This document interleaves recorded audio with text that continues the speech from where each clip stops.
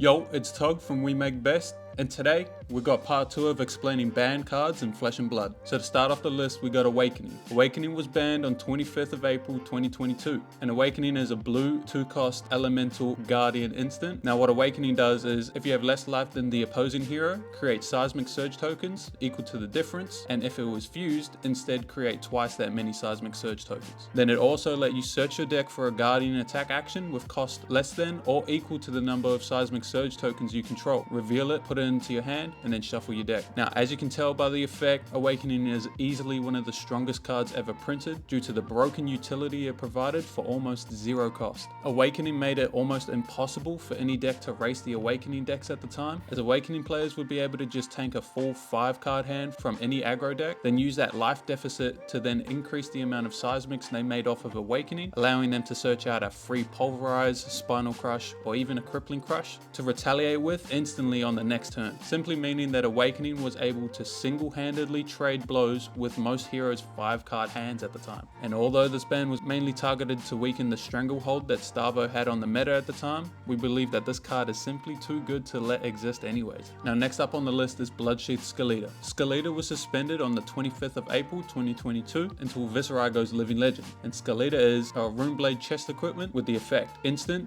destroy Bloodsheath Skeleta. The next attack action card and non-attack action card you play this turn gains. This card costs X resources less to play for each rune chant you control, as well as it being a 2-block with temper. So for those who don't know, Skeleta was actually used as a combo piece in Viserai decks at the time. Viserai decks at the time would create as many rune chants as they can before activating Skeleta and then casting a Sonata Arcanix for anywhere between X equals 20 to 30. Sonata would then deal like 10 to 16 arcane damage, as well as draw the Viserai 10 to 16 cards that they would use to OTK their opponent on the spot. Now although Skeleta Viserai was actually weak to the tier 0 deck at the time, Starvo, Skeleta Viserai instead preyed on every single other deck in the format at the time. So the banning of Skeleta was actually quite interesting, since on the same day as Skeleta ban, LSS wanted to ban Awakening, but feared that Skeleta Viserai would instantly take Starvo's spot as the tier 0 deck of the format. So in hopes of offsetting this, they decided to ban Skeleta alongside Awakening in hopes of opening up to a much more diverse meta in the future.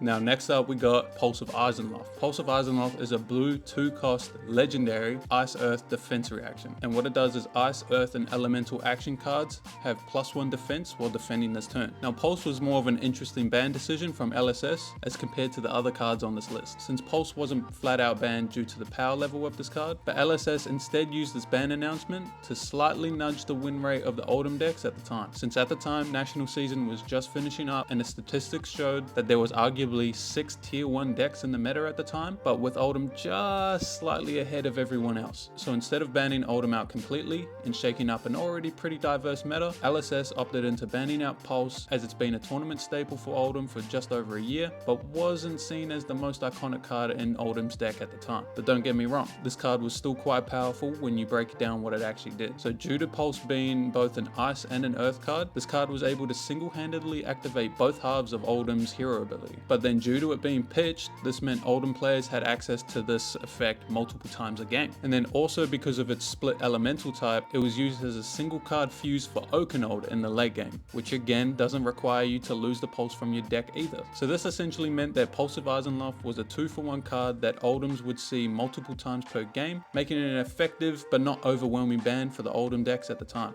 And now last up on the list, we have Seeds of Agony. So Seeds of Agony was banned on the 21st of September 2021, but then it was moved to the suspended list on April 25th, 2022. And what Seeds of Agony is it came in all 3 colors, and it was a 0-cost Shadow Runeblade non-attack action that said, you may play Seeds of Agony from your banished zone. The next attack action card with cost 2 or less you play this turn gains deal 1 arcane damage to target hero. And this card also had Go Again and Blood Debt. Now at the time, Seeds of Agony was seen as the best Blood Debt card that chain players had access to. This was less so because of the actual effect of Seeds, but instead due to its unparalleled synergy in chain decks. Seeds, being a 0-cost non-attack that you could play from the banished, meant that you didn't mind to draw it, you didn't mind to banish it to shackles, and when you cast Seeds of Agony from anywhere, this would enable multiple cards in your deck, such as Bounding Demigod, Unhallowed Rites, Riftbind, and even Rosetta Thorn. The arcane damage dealt from Seeds of Agony was also just free damage to the opponent on top of all of that, making Seeds an easy 9 of in every single chain deck at the time. So LSS decided to ban Seeds of Agony to produce positive play experience for tournament play without eliminating chain completely. LSS wanted chain to make tougher deck building decisions that would have more pros and cons with their choices, instead of all the chain decks simply running all 9 copies of Seeds of Agony without any downside.